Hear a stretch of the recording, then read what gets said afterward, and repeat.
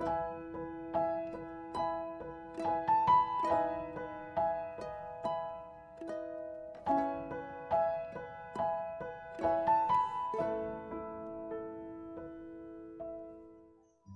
Ibu sekalian, mari kita berdoa. Bapa di surga,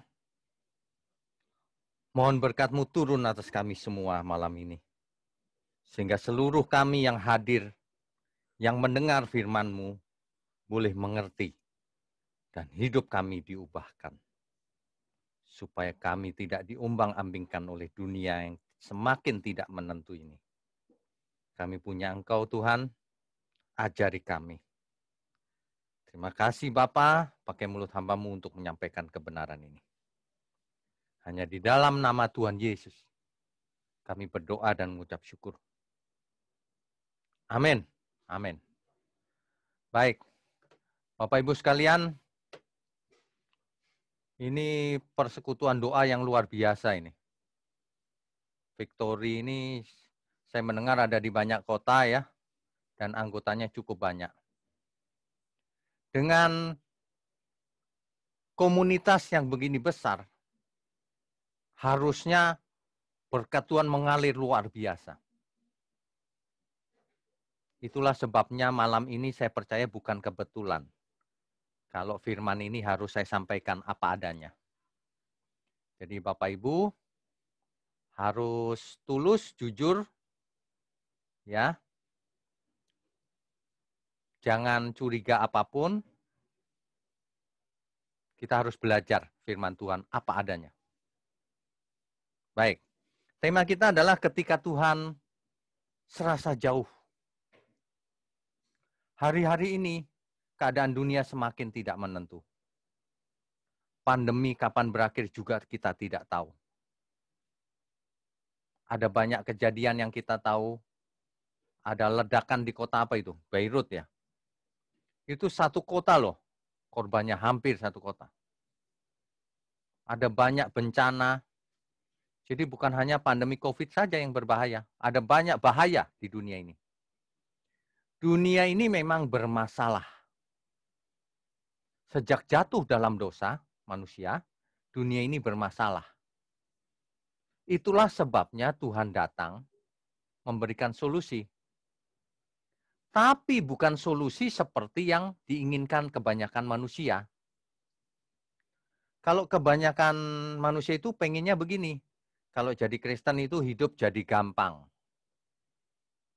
Kalau buka toko laris tanpa sebab. Kalau punya anak, anaknya pinter meskipun nggak belajar. Kalau mau ujian, minum air yang didoakan. Minum minyak yang didoakan. Dia pikir dengan cara itu bisa bagus nilainya. Kalau itu bisa dilakukan, maka hidup ini menjadi gampang. Ini maaf ya, tidak membicarakan siapapun loh. Bapak Ibu harus buka pikiran. Kalau mau dicerahkan oleh Roh Kudus, buka pikiran, buka hati. Amin ya. Ya.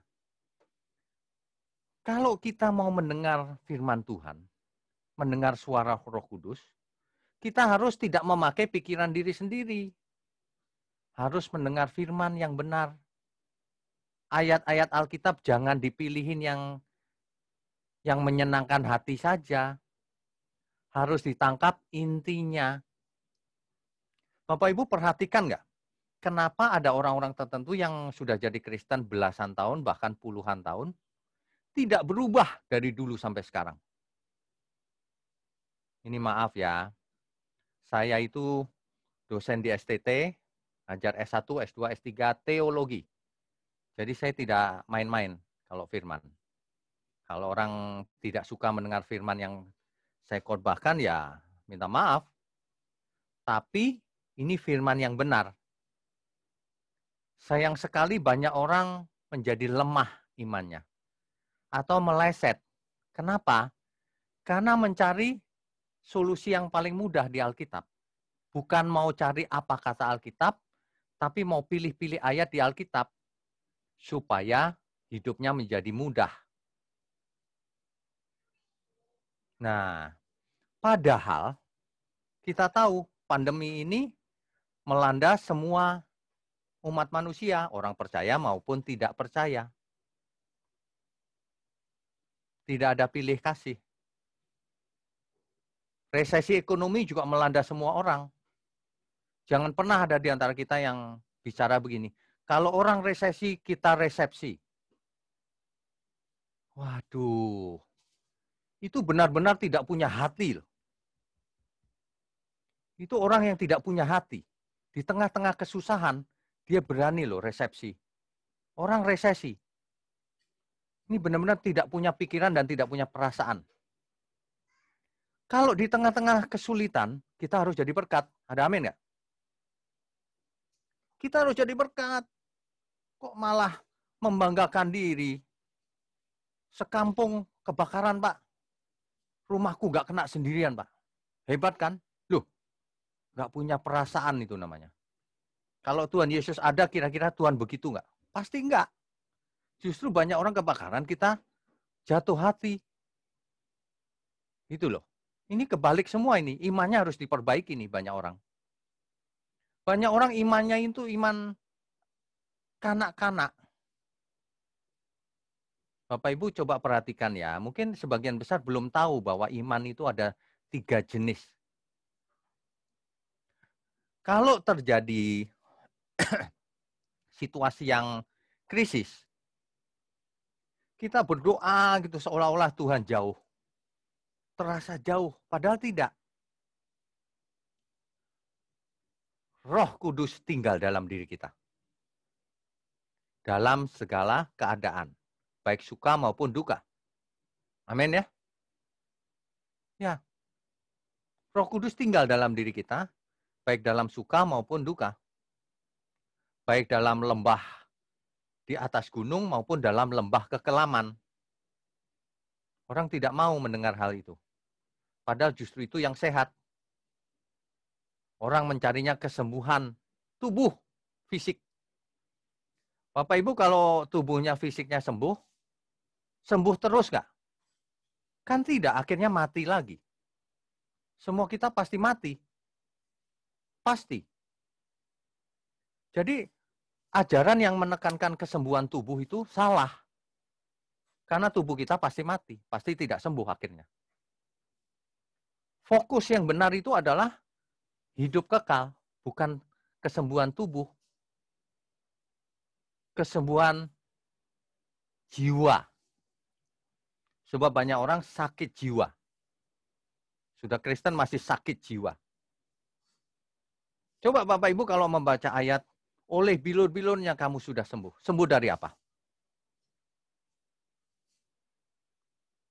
Sembuh dari penyakit? Sembuh dari masalah ekonomi? Sembuh dari apa lagi? Tidak punya jodoh? Tidak punya rumah? Ini loh, kesalahan ajaran selama ini itu begitu. Makanya orang yang tidak menerima kebenaran yang murni, lemah imannya. Di saat dilanda kesulitan, dia merasa Tuhan jauh. Padahal Tuhan masih ada dalam diri kita. Roh Allah itu tinggal dalam diri kita. Bapak Ibu, saya nggak tahu bagaimana, karena kita belum kenal sebagian. Banyak orang menjadi Kristen itu agamawi. Agamawi itu, kalau dulu ke dukun, sekarang ke gereja. Tapi sama saja, mintanya cuma rezeki. Cuma bahasanya kalau di gereja berkat. Bukan tidak boleh minta berkat, boleh. Tapi yang terutama harus kita lakukan, jangan diabaikan. Oleh bilur-bilurnya kamu sudah sembuh. Sembuh dari apa? Coba dibaca ayatnya. Saya bacakan ya.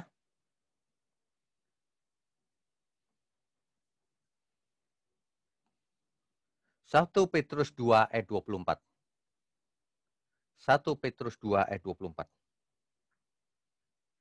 Ia sendiri telah memikul dosa kita di dalam tubuhnya di kayu salib. Ia di situ siapa? Tuhan Yesus. Supaya kita itu siapa? Apakah kita semua? Belum tentu. Di situ dijelaskan kitanya itu. Supaya kita yang telah mati terhadap dosa. Jadi kalau di antara kita yang belum mati terhadap dosa, itu bukan termasuk di ayat ini. Membaca ayat dipotong-potong sih. Terus koma hidup untuk kebenaran. Jadi kalau sekarang hidupnya bukan untuk kebenaran, sorry ya, ayat ini bukan untukmu. Hiduplah untuk kebenaran, maka ayat ini untukmu. Nah, setelah itu barulah kata-katanya jelas firman ini. Oleh bilur-bilurnya kamu sudah sembuh. Gitu loh. Sembuh dari apa? Ayat berikutnya harus dibaca.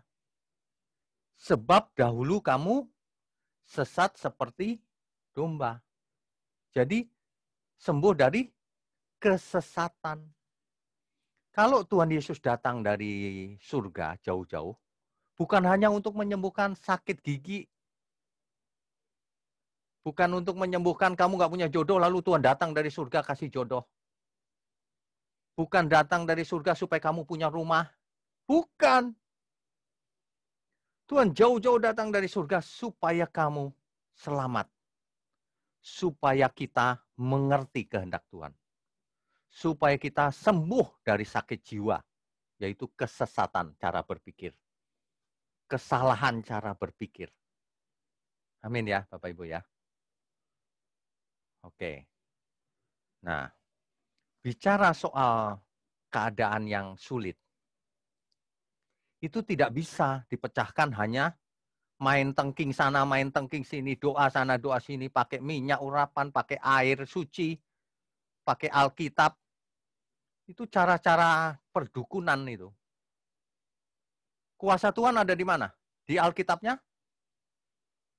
Itu kertas biasa. Di mana? Di air suci? Enggak, itu air biasa.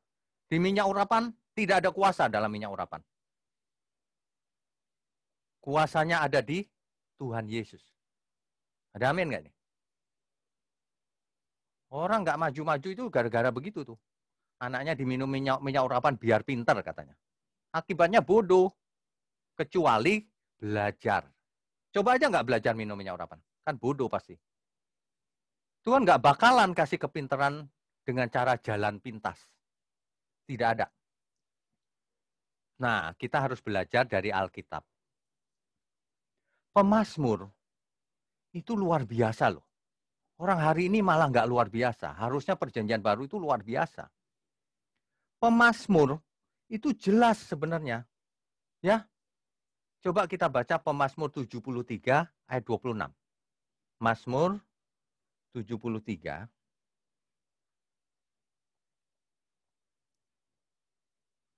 ayat 26. Dicatat ya Bapak Ibu ya. Nih saya bacakan ya. Sekalipun dagingku dan hatiku habis lenyap, gunung batuku dan bagianku tetaplah Allah selamanya. Mestinya kita semua mengerti apapun yang terjadi dalam hidupku, aku tidak takut. Sebab Tuhan besertaku. Meskipun aku berjalan dalam lembah kekelaman, aku tidak takut bahaya. Sebab Ia besertaku. Ada amin? Ini banyak orang ya, kalau dikatain di pojokan itu ada setan loh, takut. Ini apa ya? Ada setan takut. Itu artinya tidak percaya bahwa ada roh Allah dalam dirinya. Ingat, zaman Pemazmur aja, Pemazmur sudah luar biasa demikian. Bagaimana mungkin umat Tuhan di perjanjian baru kok malah imannya lembek? Ada setan, aku tidak takut. Ada virus, aku tidak takut. Tapi aku jaga kesehatan. Udah begitu saja. Krisis ekonomi, aku kerja keras. Aku cari solusi. Kan begitu harusnya. Bapak Ibu belajar ayat ini, kan ada banyak lagu yang nadanya syairnya ayat ini. Iya kan? Ada. Bapak Ibu kalau menyanyi puji Tuhan jangan cuma membayangkan nadanya bagus-bagus, yang terutama hikmatnya. Hikmatnya. Ini ya, satu ayat ini luar biasa ini. Sekalipun dagingku dan hatiku habis lenyap, gunung batuku dan bagianku tetaplah Allah selamanya. Sekalipun dagingku dan hatiku habis lenyap, gunung batuku, perlindunganku, dan bagianku tetaplah Allah selama-lamanya. Begitu harusnya. Kalau orang percaya akan firman ini, dia tidak akan mengalami ragu-ragu, takut, khawatir, dan sebagainya. Ayat ini harus dibaca secara lengkap. PR untuk Bapak Ibu, dibaca Mazmur 73 itu dari ayat 1 sampai 28. Nanti setelah acara ini boleh dibaca berulang kali. Supaya menghayati dan mengerti. Ya. Begitu ya Bapak Ibu. Oke. Kalau kita perhatikan Mazmur 73 ini, ya, Mazmur itu sempat bingung loh melihat keadaan. Kok orang jahat itu kok baik-baik saja ya, gemuk, sehat, kuat gitu. Kok pemazmur setiap hari malah dipukul Tuhan, dipukul masalah. Kenapa ya? Aku sudah baik-baik kok masih ada masalah. Kenapa kira-kira? Nah, begitu. Yang tidak dimengerti oleh banyak orang adalah seluruh masalah itu mendatangkan kebaikan bagi kita. Segala sesuatu mendatangkan kebaikan. Jika kita mengasihi Tuhan. Nah, jika kita tidak mengasihi Tuhan, segala sesuatu tidak mendatangkan kebaikan. Biar orang mendapat bisnis besar, itu bukan berkat. Uangnya banyak itu bukan berkat kalau Tuhan tidak berkenan. Tapi orang kaya yang bangkrut, tadinya ia kaya tapi jauh dari Tuhan. Terus dibuat bangkrut supaya dekat Tuhan. Itu bangkrutnya itu berkat. Ini banyak orang tidak mengerti. Berkat itu kalau uangnya banyak. Ya kalau uangnya banyak tapi jauh dari Tuhan, itu kutuk namanya. Berkat itu sesuatu yang menyelamatkan. Bapak Ibu pasti ada yang nggak setuju. Prioritas Tuhan datang ke dunia ini bukan membuat manusia menjadi kaya raya, bukan. Ia datang supaya kita mempunyai hidup dalam kelimpahan. Wah, langsung yes semua. Nggak mengerti ayatnya, yes saja. Pokoknya kalau matre, yes. Kaya, yes. Amin. Amin 1000 kali. Waduh. Kalau disuruh kerjakan keselamatanmu dengan takut dan gentar. Langsung nggak amin. Aminnya 1 kali. Amin. Pelan lagi. Manusia itu maunya enak. Gampang hidupnya. Lagi wabah COVID, ditengking aja. Dalam nama Yesus, COVID hilang. Waduh. Tapi yang terjadi angka COVID naik terus. Nggak peduli dengan tengkingan itu. Ini fakta loh. Kamu mau sakit hati? Bapak Ibu mau sakit hati? Silakan, faktanya begitu. Lebih takut Tuhan atau takut siapa ini? Main tengking-tengking aja. Nggak disuruh Tuhan, nengking. Kalau disuruh Tuhan, saya setuju. Kita mesti tengking. Tandanya apa? COVID angkanya turun. Iya dong, masa kuasa Tuhan nggak ada? Asal Bapak Ibu tahu ya, nama Yesus tidak bisa digunakan sembarangan. Asal Bapak Ibu tahu, nama Yesus bukan mantra. Banyak orang Kristen tuh berpikir, dalam nama Yesus, lalu Tuhan Yesus di surga, ya kalah deh gua, namaku udah dipakai. Minta apa aja harus dikasih. Salah. Orang mengusir setan pakai nama Yesus, setannya belum tentu takut. Jika orang itu fasik. Jika Tuhan tidak berkenan atas orang itu. Namanya bukan mantra. Nama Yesus berkuasa itu artinya bukan hurufnya. Y-E-S-U-S. Wow, itu kuasanya hebat tuh. Kalau gitu kutulis di kertas saja. Y-E-S-U-S, dilipat di kertasnya, digantung di mobil supaya selamat. Biasa kedukun sih dulu. Bertobat bukan belajar, masih perdukunan terus yang dilakukan. Nama Yesus bukan pada hurufnya. Bukan pada lafalnya atau bunyinya. Tapi pribadinya. Katakan amin. Jadi kalau kita berdoa dalam nama Yesus, itu bukan mantra. Itu artinya aku mau taat pada Yesus. Sehingga kuasanya berkenan atas hidupku. Begitu, iman yang benar itu begitu. Kok dipakai untuk nengking-nengking sembarangan. Itu ketahuan tidak mengerti dia. Buktinya apa? Tidak efektif. Itu aja. Tapi aneh banyak orang. Sudah tidak cocok nubuatan dan sebagainya, didengerin terus. Itu aneh benar. Banyak pendeta yang bernubuat. Tanggal sekian Yesus datang. Hati-hati. Nggak datang Tuhan Yesus. Ditunda. Penerbangan ditunda dari surga. Ngomongnya ditunda. Ditunda sebulan. Sebulan nggak datang lagi Tuhan Yesus. Terus sampai hari ini tenang-tenang aja. Jemaatnya dengerin terus lagi. Orang itu ya kalau sudah tidak biasa pakai pikiran dan pakai Alkitab. Dia sulit jadi murid Tuhan Yesus. Nggak bisa.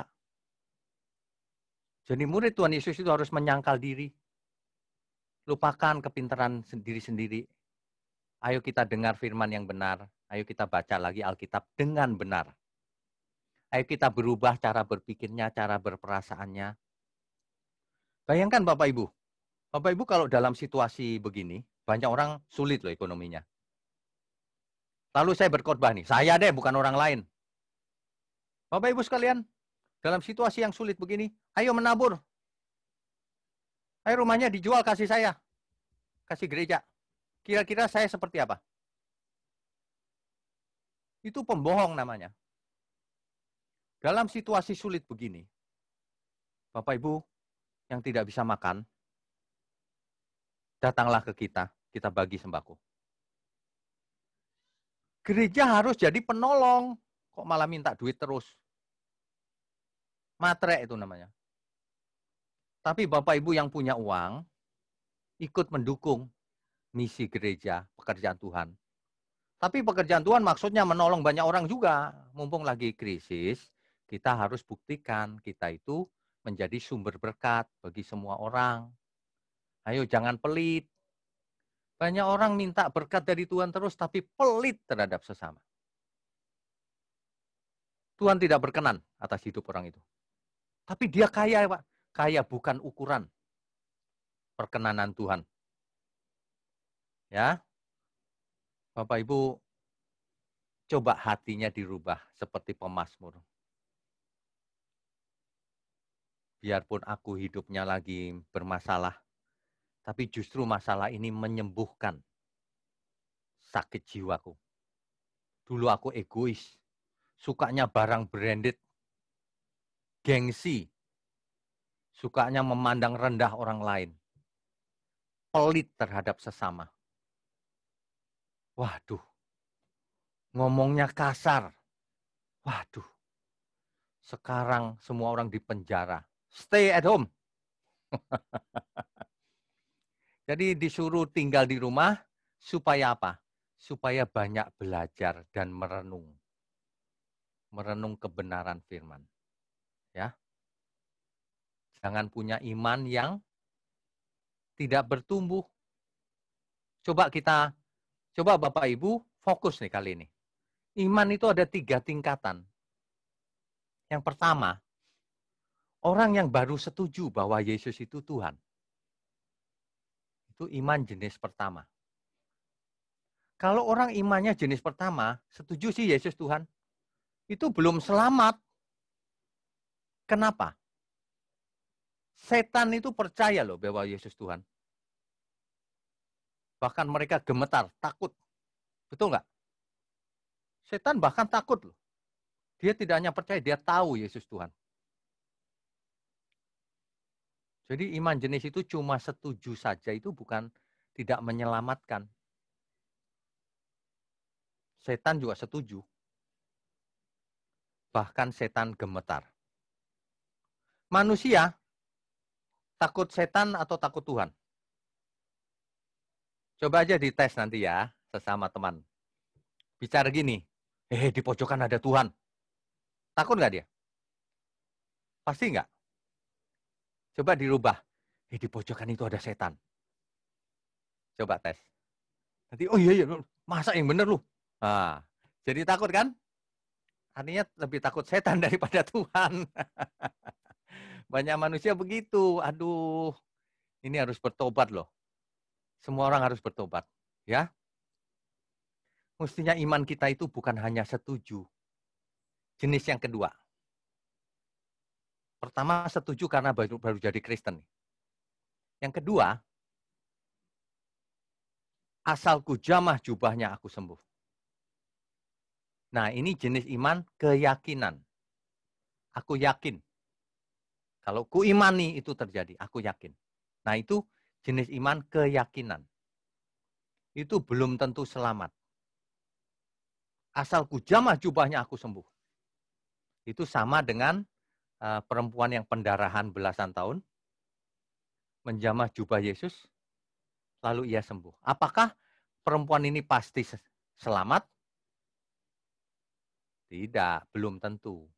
Mengapa? Setelah ia sembuh, ia bertobat atau tidak?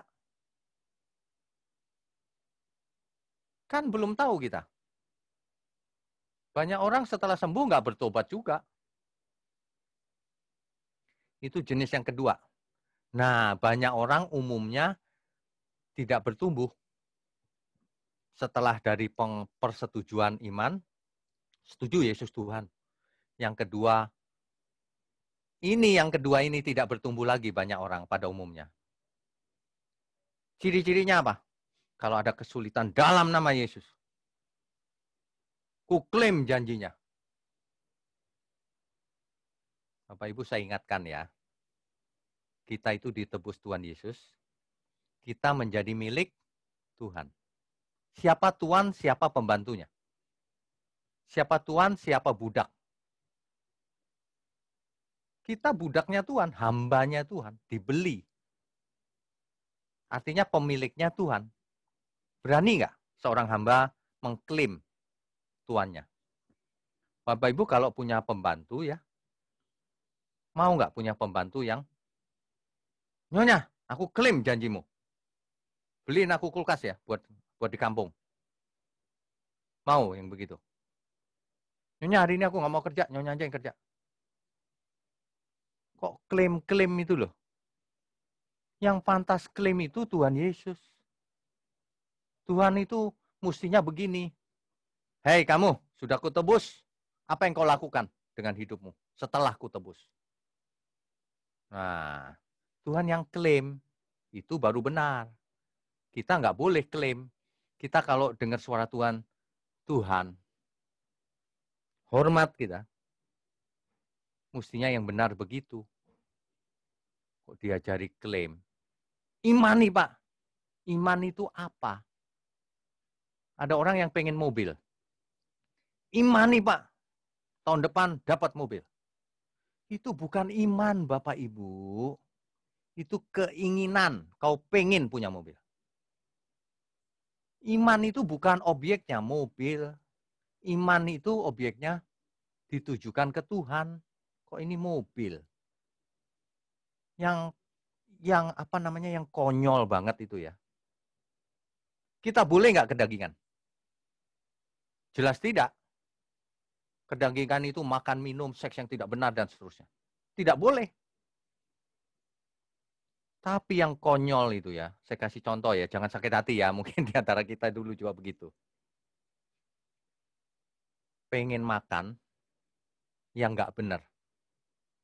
Sate babi 30 tusuk. Kambingnya, sate kambing 30 tusuk. Lemaknya banyak. Lalu ditumpangi tangan. Dalam nama Yesus. Kuusir roh kolesterol. Roh asam urat. Roh-roh semua diusir. Memangnya kolesterol punya roh apa? Kolesterol itu senyawa kimia, bro. Belajar. Diketawain sama orang dunia. Kira-kira kalau itu dalam nama Yesus itu Tuhan berkenan nggak? Pasti tidak. Buktinya apa? Banyak pendeta mati sakit jantung. Saya kasih tahu. Kok nggak bener kok begitu? Kalau kita nggak mau makan ya, pendeta di sebelah kita gini, bro, kok nggak punya iman ya bro? Imani aja. Maksud lu, iya makan nggak bener diimani aja gitu. Loh, waduh ini salah ini. Salah ini pikirannya. Justru ketika kita sudah ditebus oleh Tuhan, kita tidak boleh loh menggunakan semua tubuh kita sembarangan, makan sembarangan, nggak boleh. Minum sembarangan, nggak boleh. Bicara sembarangan, nggak boleh. Ngetik di internet sembarangan, nggak boleh. Waduh, banyak orang udah sesat ini pikirannya memang. Ngomong sembarangan, makan sembarangan. Dicatat 1 Korintus 10 ayat 31.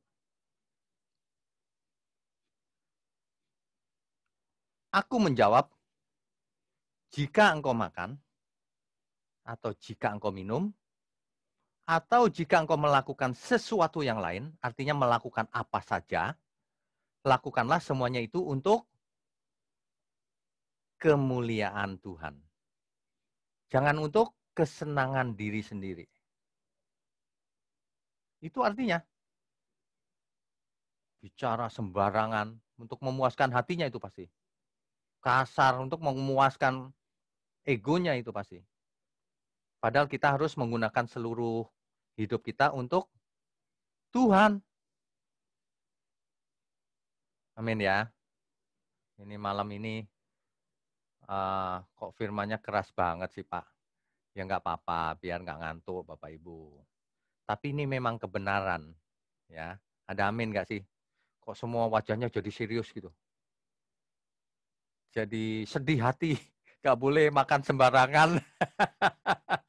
Nggak boleh bicara sembarangan, ngetik sembarangan. Sedih hati. Loh itu firman Tuhan loh. Kuduslah kamu sebab aku kudus. Mau amin nggak firman itu? Ya, kalau nggak mau pilih-pilih ayat ya nggak usah jadi Kristen. Jangan pernah itu kasih perpuluhan dibalas Tuhan 30, 60, 100 kali. Nggak ada itu. Ada yang bisa kasih saya ayatnya salah satu? Nggak ada ayat itu di Alkitab. Tidak ada. Saya kasih tahu. Ayat Alkitab berani diplesetkan oleh banyak orang. Alkitab itu bunyinya begini loh, kalau firman itu ditabur. Yang ditabur firman, bukan perpuluhan. Maka orang yang mengerti itu hidupnya berbuah-buah. Ada yang 30 kali, ada yang 60 kali, ada yang 100 kali. Bukan omsetnya, dompetnya yang dibalas Tuhan. Hamba Tuhan nggak boleh ngakalin jemaat begitu. Kalau di gereja saya nggak ada itu begituan. Nggak ada. Saya bilang, kalau saya yang khotbah di gereja saya bilang begini. Hidupmu sudah ditebus oleh Kristus. Semuanya itu milik Tuhan. Bukan 10%. Masa Tuhan dikasih saham cuma 10%? Seluruh hidupmu itu milik Tuhan. Tuhan pemilik sahamnya. Masa 10% itu namanya tidak fair. Udah 10%, konyolnya lagi minta dibalikin lagi. Kembaliin Tuhan 30, 60, 100 kali. Kamu tuh niat ngasih apa enggak sih? Itu bukan persembahan, itu dagang namanya. Dagang aja enggak ada yang begitu. Dagang untungnya kecil, kadang-kadang rugi malah. Ini ngerampok namanya. Enggak sopan itu sama Tuhan. Ayo dirubah cara pikirnya. Saya tahu ada banyak orang enggak setuju. Tapi saya mau ingatkan. Seluruh hidup kita milik Tuhan, bukan 10%. Jadi persembahkan semua yang ada pada kita untuk Tuhan. Setuju nggak nih? Amin nggak? Jangan dong Pak. Jangan dong, 10% aja Pak. Seluruh hidup kita ini milik Tuhan. Kasih ke Tuhan. Ingat, diberikan ke Tuhan itu bukan diberikan ke gereja. Wah, rumahku kujual, kasih gereja. Habis itu aku ngemis di pinggir jalan. Bukan itu maksudnya. Artinya semua yang kita lakukan harus menyenangkan Tuhan. Amin ya. Kalau di gereja saya, kalau jemaat yang tidak mampu, saya bilang begini, nggak usah kasih. Lah makan aja sulit. Nanti gereja yang akan kasih. Makanya di gereja saya diakonia banyak. Puluhan orang kita bagi meskipun uang kita pas-pasan. Kita bagi supaya orang bisa makan. Yang nggak bisa sekolah, kita kuliahkan, bayangin. Meskipun gereja saya kecil, di Pantai Indah Kapuk tuh nggak terlalu besar. Jemaat kita 150 mungkin. Maksimum 200. Tapi kita berusaha menjadi berkat. Nggak pernah saya ngancam, ibu sakit nggak bayar perpuluhan ya. Apa hubungannya sakit dengan perpuluhan? Memangnya Tuhan kita preman apa? Enggak. Tapi Tuhan tahu loh hidup kita, hati kita. Apakah kita mau mempersembahkan semuanya untuk Tuhan atau tidak? Nah, kalau kita berikan perpuluhan, ya bagus, nggak apa-apa. Tapi jangan minta dibalikin sama Tuhan. Dia mau ngasih apa enggak? Tuhan kita itu tidak usah didikte, dia tahu apa yang kita butuhkan. Amin. Dia Bapa yang baik. Dia pasti memberkati kita, pasti. Tidak perlu diatur-atur. Aku butuh ini, butuh itu. Kita hidup kudus saja. Tulus, tak bercacat, tak bercelah. Aku tidak takut bahaya. Begitu. Takut apa sih? Setan. Enggak. Setan tidak berkuasa menyentuh kita. Takut apa? Krisis ekonomi. Asal ada pakaian dan minuman cukup. Makanan cukup. Kalau tidak bisa makan, datang ke gereja, nanti kita kasih. Ayo, apalagi? Wah, saya butuh mobil, Pak. Nah, kalau yang itu sorry. Itu bukan kebutuhan dasar. Ya. Jadi, sebenarnya dunia ini kalau kita semua melakukan firman Tuhan, nggak ada masalah loh. Orang yang sulit pun tidak akan khawatir makan. Ini banyak orang Kristen tidak jadi saksi Tuhan Yesus. Padahal Tuhan berkata loh, jadilah saksiku sampai ke ujung bumi. Artinya hidup kita harus menjadi saksi Kristus. Artinya semua orang yang di dekat kita harus bisa mencium baunya kita. Apakah kita itu saksi Kristus atau bukan? Harus begitu. Soal mujizat dan sebagainya, jangan khawatir. Tuhan kita luar biasa. Kalau soal mujizat, kalau Tuhan mau sembuhkan, sembuh pasti. Pasti. Tapi kalau Tuhan mau panggil seseorang pulang, biar ditengking pakai nama Yesus, tetap mati. Karena itu kehendak Tuhan supaya kita pulang. Ada amin nggak ini?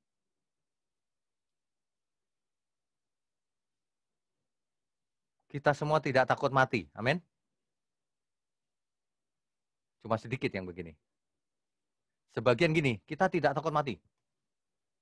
Nggak mau mati.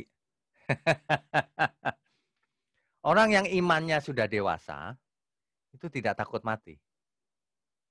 Lah mati, ada Tuhan. Kalau belum waktunya juga nggak bakalan mati kok. Kena COVID juga nggak bakalan mati. Tapi kalau sudah waktunya mati ya penyebabnya bisa macam-macam. Mau COVID, mau apa saja bisa. Jadi kita nggak usah takut. Kalah sama pemazmur aja. Gimana tadi? Sekalipun dagingku dan hatiku habis lenyap, gunung batuku dan bagianku, tetaplah Allah selama-lamanya. Kan begitu. Bapak Ibu selama ini kalau memuji Tuhan menghayati nggak ya? Apa karena nadanya doang yang bagus? Bapak Ibu kalau suaranya nggak bagus nggak apa-apa, yang penting hatinya bagus. Di ayat 20, seperti mimpi pada waktu terbangun. Hidup ini seperti mimpi. Ya Tuhan, pada waktu terjaga, rupa mereka kau pandang hina. Rupa orang fasik maksudnya. Tuhan tidak berkenan. Jadi Bapak Ibu kalau melihat orang fasik sukses, sehat, kuat, berkuasa, nggak usah gusar. Sebab kesudahan mereka kebinasaan. Ada segala sesuatu ada waktunya. Bapak Ibu kalau baca ayat itu segala sesuatu ada waktunya, selama ini selalu dikaitkan dengan kesuksesan.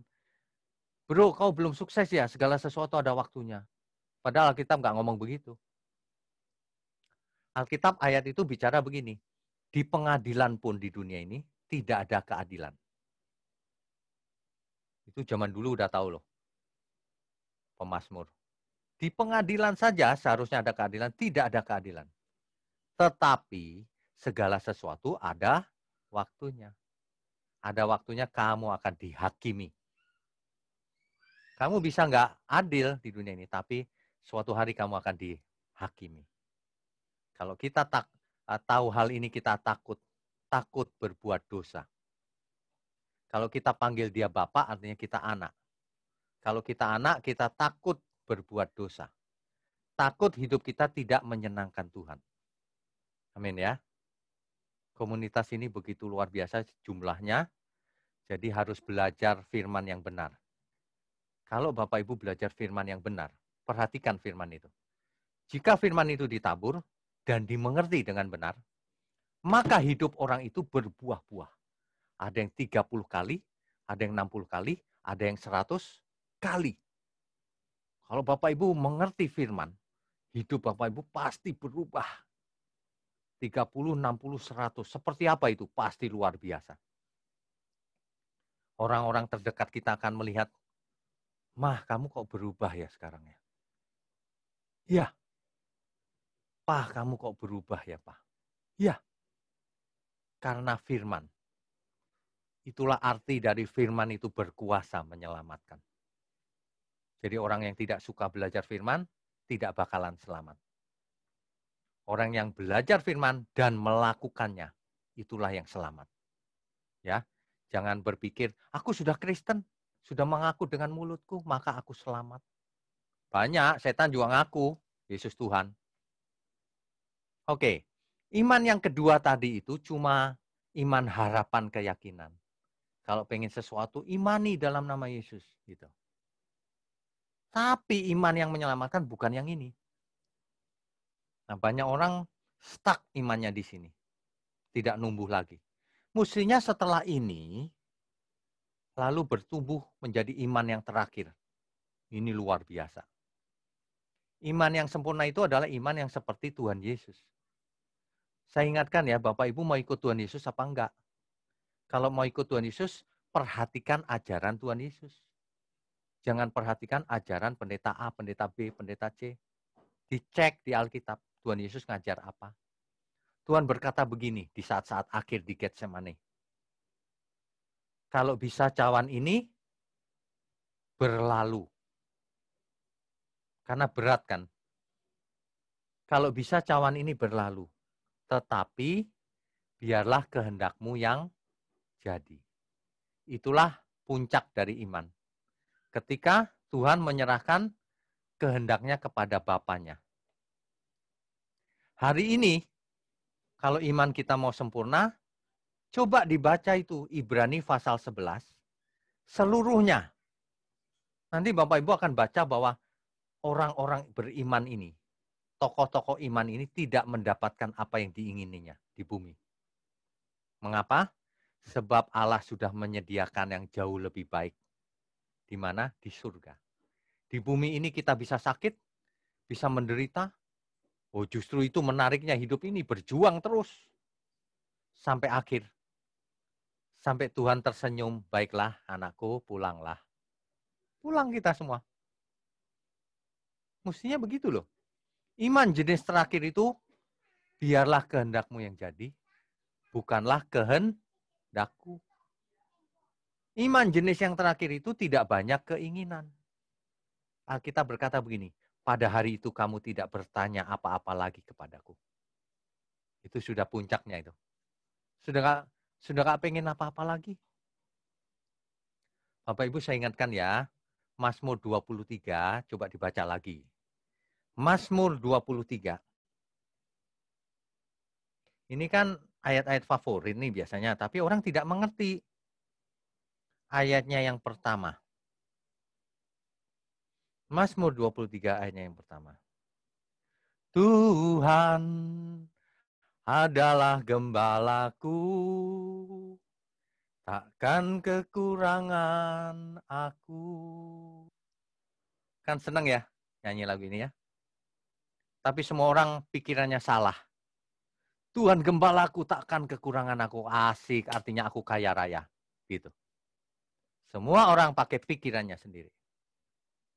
Saya mau jelaskan ya, teks asli Alkitab, bahasa Ibrani. Ini artinya bisa begini. Tuhanlah gembalaku, aku tidak ingin apa-apa lagi. Itu baru iman yang puncak, sempurna. Alkitab berkata, kalau imanmu mau sempurna, pandanglah imannya Yesus. Panutan kita itu Tuhan Yesus. Jangan tiap kali ngambil dari perjanjian lama tanpa melihat perjanjian baru. Ya, Tuhan adalah gembalaku, aku tidak ingin apa-apa lagi. Bapak Ibu, kalau Tuhan gembala kita, masih butuh yang lain nggak? Tidak. Kalau masih butuh ini, butuh itu, artinya meledek Tuhan itu. Bapak Ibu kalau sudah punya istri, masih butuh yang lain nggak? Ya enggak dong. Enggak Pak, istri tetangga lebih hijau. Oh, itu dia. Yang aneh-aneh begitu tuh. Yang tidak diberkati Tuhan. Ya, kalau Tuhan gembalaku, aku tidak ingin apa-apa lagi. Bapak Ibu perhatikan orang Buddha. Dia tidak ingin apa-apa lagi. Hebat nggak? Hebat. Mereka berusaha tidak kedagingan. Sayang mereka tidak kenal Tuhan Yesus. Jadi tidak sempurna imannya. Mereka tidak tahu ada Tuhan. Ya. Ini kalau dibaca terjemahan-terjemahan bahasa Inggris, apalagi teks aslinya bahasa Ibrani, Bapak Ibu akan tahu Tuhan adalah gembalaku, bukan tak akan kekurangan aku. Aku tidak ingin apa-apa lagi. If the Lord is my shepherd, I shall not want. Itu yang benar. Ya takkan kekurangan aku ya oke lah, enak didengar. Tapi yang sebenarnya aku tidak ingin apa-apa lagi. Jadi orang Kristen tidak punya keinginan sebenarnya yang benar.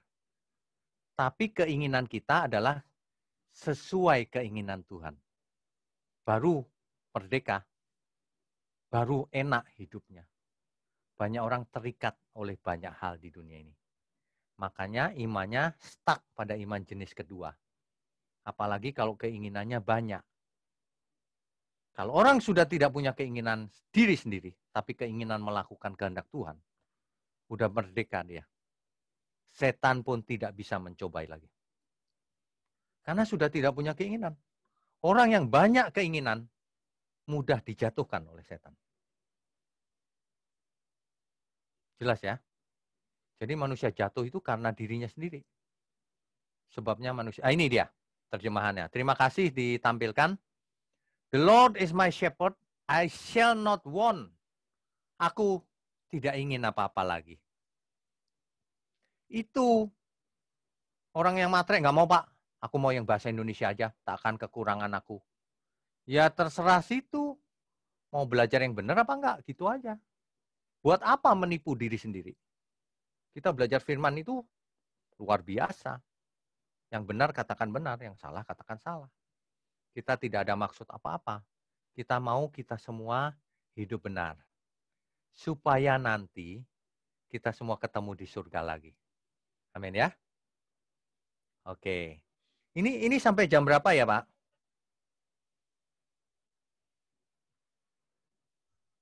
Mungkin ya bisa konklusi kali, Pak.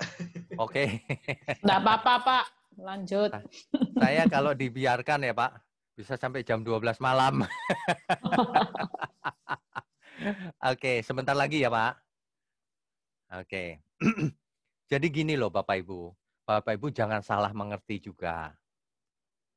Saya juga mengalami mujizat, mengalami kesembuhan dan sebagainya. Tetapi itu bukan tujuan. Karena suatu hari saya pasti mati. Tujuan kita itu sembuh dari sakit jiwa. Cara berpikir yang salah. Ya, kalau kita berpikir dengan benar, roh Allah ada dalam diriku. Aku tidak takut bahaya. Meskipun aku berjalan dalam lembah kekelaman, tapi aku tidak takut bahaya. Meskipun keadaan tidak menguntungkan, meskipun pohon zaitun tidak berbuah, tidak berbunga, tapi aku bersorak-sorai bagi Tuhan. Ada amin? Meskipun keadaan kita tidak menentu, kita harus bersorak-sorai bagi Tuhan. Semangat. Begitu. Kita semua punya masalah. Jangan bilang, oh, Bapak nggak punya masalah kali. Kita mau punya masalah, tapi masalah itu kita anggap kecil. Karena aku mau bersorak-sorak bagi Tuhan. Kesimpulannya, nah langsung saja, karena diminta konklusi ya, kita simpulkan. Kesimpulannya yang pertama, hidup kita ada di tangan Tuhan. Jangan takut.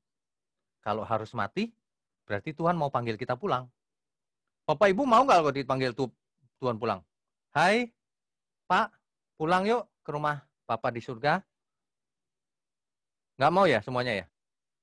Loh, katanya mau ke surga, dipanggil pulang ke surga nggak mau. Berarti basa-basi nih. Jangan Tuhan. Gimana sih ya?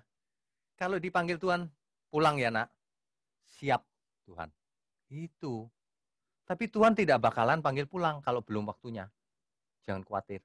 Yang pertama, hidup kita ada di tangan Tuhan. Yang kedua, Tuhan selalu menyertai kita, rohnya. Jangan takut sama apapun. Mau setan, gondoruo, roh jahat, tenung, sihir, dan sebagainya itu nothing. Saya sudah hadapi tukang sihir, ahli tenaga dalam, tukang ramal, dukun, sudah saya hadapi semua. Nggak ada papanya dibanding kuasa Tuhan. Yang ketiga, di dunia ini memang ada banyak masalah. Kalau kita berjalan dalam lembah kekelaman, ingat, aku mau bersorak-sorak bagi Tuhan. Biar hidupku susah, aku bersorak-sorak. Amin. Jangan takut. Ini sulit loh, tapi kalau serius jadi gampang. Ya. Amin. Kita beri kemuliaan untuk Tuhan. Amin ya. Oke. Mungkin kita sambung tanya jawab ya Pak ya. Supaya ada sedikit. Mungkin ada yang mau bertanya boleh. Oke. Sebentar saja.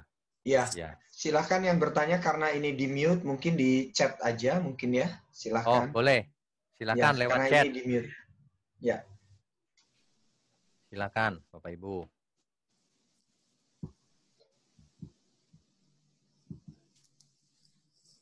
Ada teman-teman yang mau bertanya, silahkan di chat. Bapak Ibu sekalian, malam ini kita sudah membahas beberapa Ada ayat juga pertanyaan ya. ini Pak. Oh boleh, silakan. Dari jemaat Pak Anil ya. Apa artinya ayat Markus 10 ayat 30? Markus 10 ayat 30. Oke, kita baca ya, supaya semua tahu maksudnya. Markus 10 ayat 30 ya. Oke. Orang itu sekarang pada masa ini juga akan menerima kembali 100 kali lipat.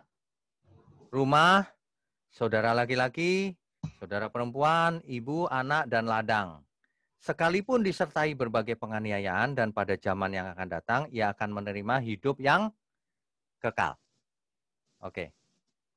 Saya mau ingatkan Bapak Ibu, membaca Alkitab itu tidak boleh satu ayat saja.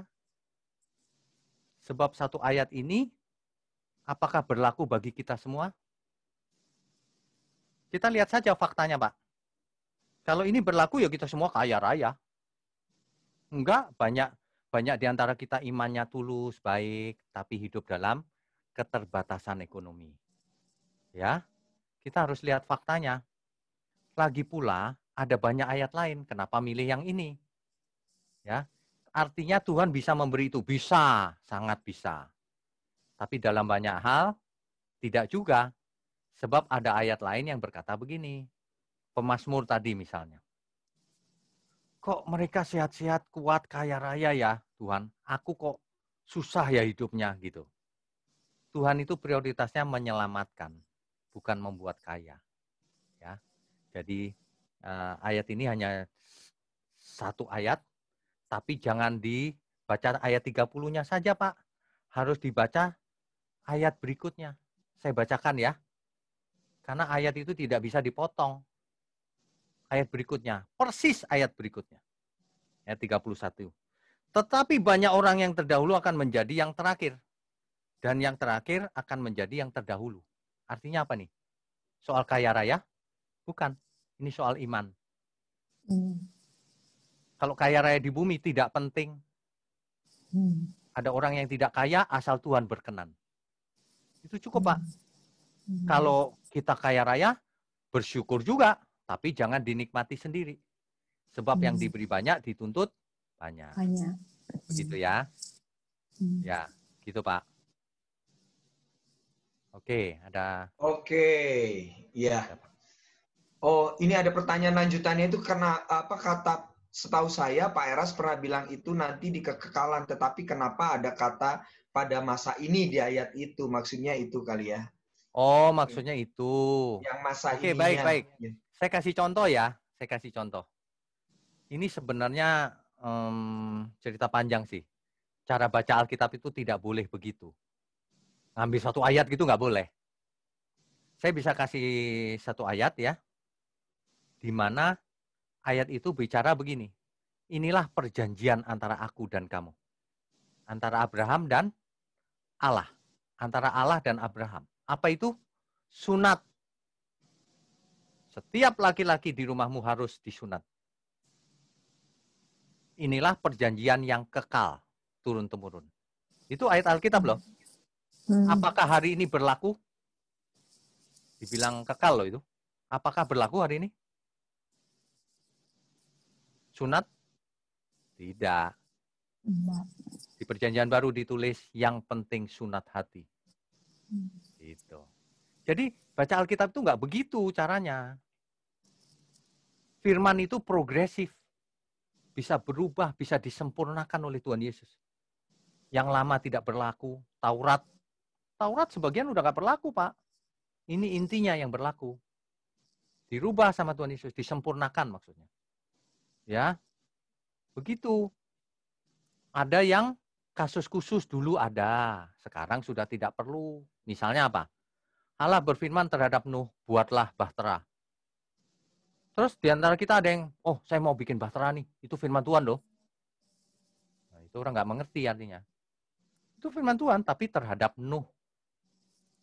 Banyak orang membaca ayat, itu aku tuh. Bukan. Kekayaan bangsa-bangsa akan diberikan kepadamu. Itu bukan orang Kristen, itu orang Israel. Itu sebabnya keuangan dunia yang menguasai orang Israel. Orang Kristen, enggak semuanya kaya. Gitu loh. Harus sesuai fakta, ya. Oke, ada lagi, Pak? Oke, mungkin pertanyaan terakhir ini ya. Ya. Bagaimana doa yang penuh dengan iman apabila dalam masa pergumulan, Pak? Bagaimana itu, Pak? Ya. Tadi sudah saya sebutkan doa yang paling sempurna itu adalah yang seperti Tuhan Yesus. Kalau kita lagi dalam kesesakan, sebenarnya ketika kita belum mengucapkan satu kata pun Tuhan sudah tahu. Sudah mengerti. Ketika seseorang berdoa dalam tangisnya, belum ngomong saja Tuhan sudah mengerti. Sebab Ia hadir dalam diri kita. Tapi kita sampaikan juga, Tuhan, Itu suamiku Tuhan. Pergi sama kuntilanak. Nah, itu sampaikan ke Tuhan. Tapi dengan iman yang sempurna, Tuhan tolong. Ya kita minta tolong sama Tuhan dong, sama siapa lagi? Harus. Tapi kalau ternyata mereka tidak kembali, suami ini tidak kembali. Tuhan, aku milikmu Tuhan. Udah, begitu aja. Jangan pernah berdoa, mudah-mudahan dia sambar geledek Tuhan. Wah, itu nggak boleh loh. Itu sangat tidak boleh. Kita harus memiliki pikiran dan perasaan Kristus.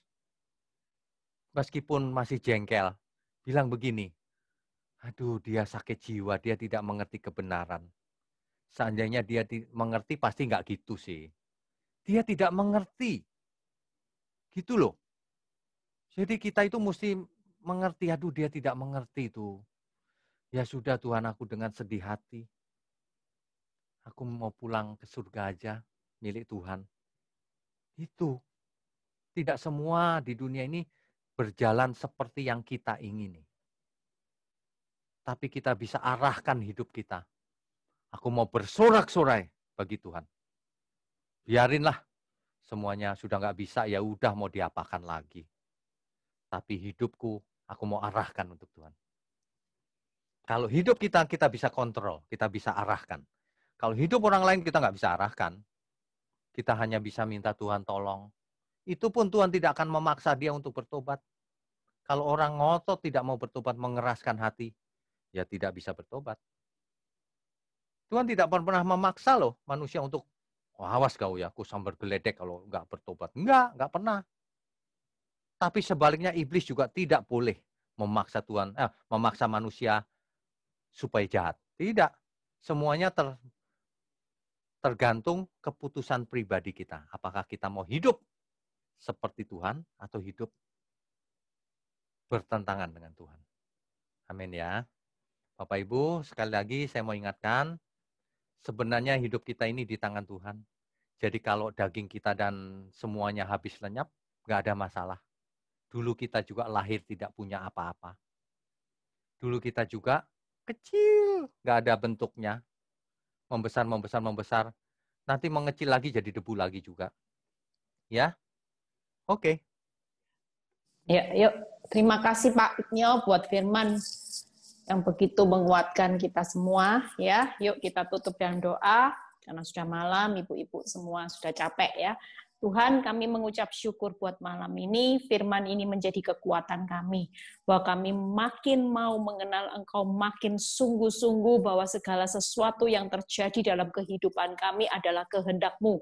Dan ketika itu kehendak-Mu berarti itu yang terbaik. Walaupun lepas dari keadaan kami makin buruk, tapi kami tetap percaya bahwa berbicara kehendak-Mu selalu yang terbaik. Terima kasih Tuhan. Berkati hamba-Mu Pak Wignyo, berkati pelayanannya, berkati keluarganya Tuhan, kemanapun hamba-Mu ini Engkau utus menjadi berkat buat banyak orang. Berkati setiap anak-anak-Mu malam ini dengan berbagai macam pergumulan hidup.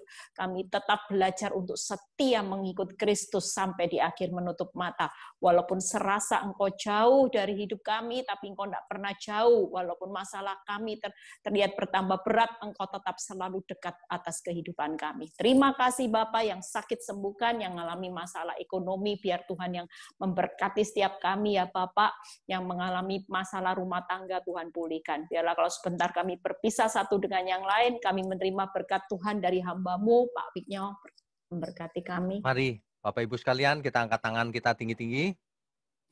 Bapa di surga, kami sambut segala berkat, baik berkat jasmani maupun berkat rohani.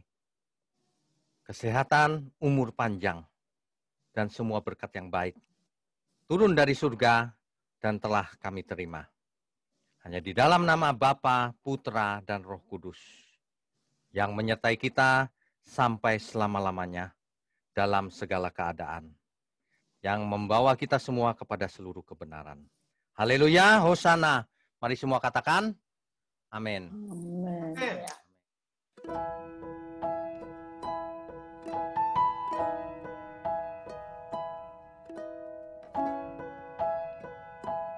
wabarakatuh.